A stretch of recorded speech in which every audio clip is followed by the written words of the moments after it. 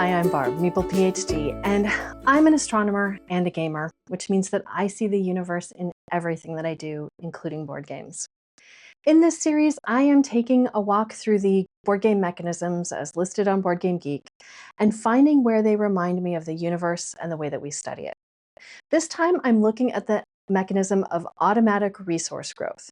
This is a game mechanism where some kind of resource in the game is going to automatically increase through some deterministic process.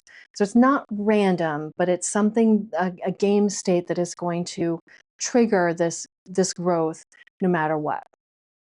So a couple of games in my collection that feature this. Actually, the first game is not in my collection, but I've played it a lot, and that is Spirit Island.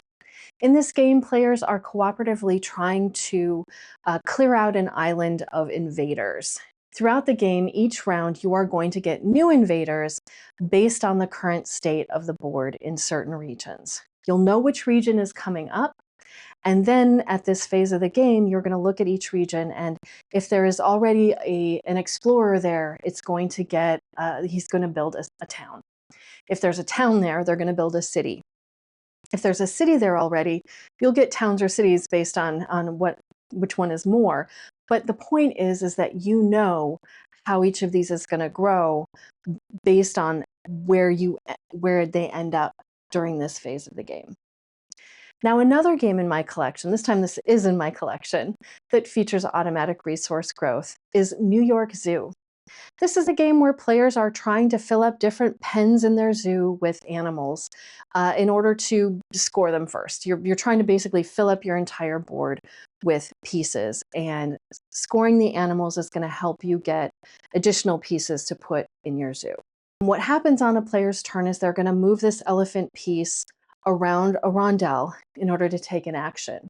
But there are different places marked on the rondel that are going to trigger breeding of various animals. And if you have at least 2 of those animals in the same pen, you will breed one of that animal. And so you might not know exactly when the breeding is going to happen. Maybe one player moves further than you expected and you didn't get a chance to get one more of that animal to breed, but you do know it's coming up, and it's coming up fairly soon because you can see the order that those animals are going to breed in. Now, in astronomy, this reminds me of a certain kind of star system called an X-ray binary.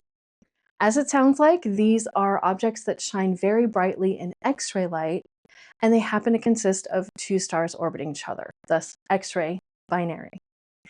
Now, what's going on in these systems is that one of those stars is actually what we would call a compact object, which is astronomer shorthand for something like a neutron star or black hole. It's a star that has already ended its life and collapsed, so it is a compact object. It's smaller than a normal star would be at that same mass.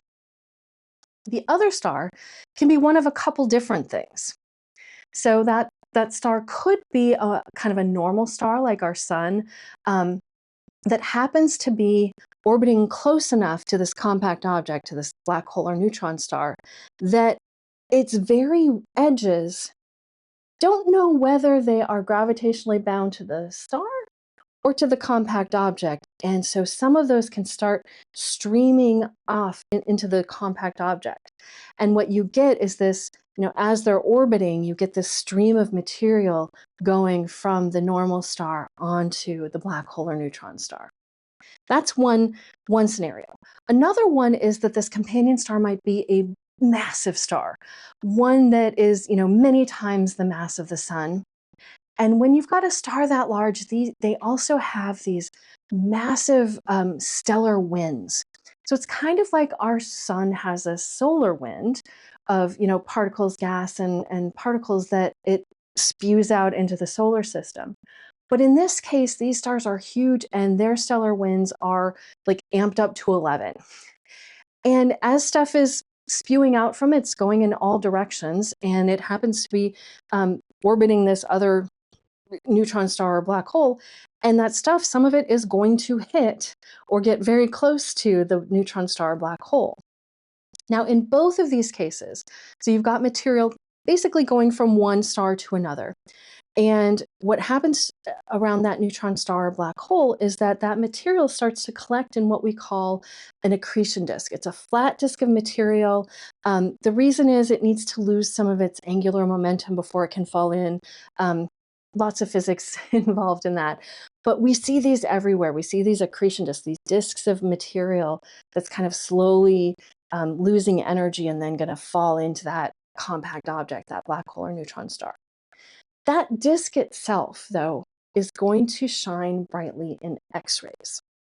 And so it's how we often find these systems is that we see this bright source of X-rays, and then looking closer, we determine that it is one of these binary star systems. And what had me thinking about automatic resource growth for these systems is that the black hole or neutron star is going to end up getting larger over time due to the stuff that is being donated from its companion. So the next time you're playing a game that features automatic resource growth, pretend that instead of breeding that new pair of penguins or adding new invaders to your board, you are donating some additional mass to a neutron star or black hole. That's it for this time. I'm going to continue this random walk through the Board Game Geek mechanisms, so please subscribe to my channel so you know when those next videos are going to come out. In the meantime, though, you can follow me on Instagram and Blue Sky as MabelPhD, and I have a blog at mabelphd.com. We'll see you next time.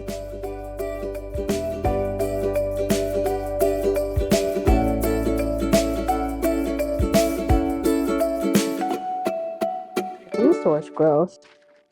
How about automatic kitten growth? Oh no!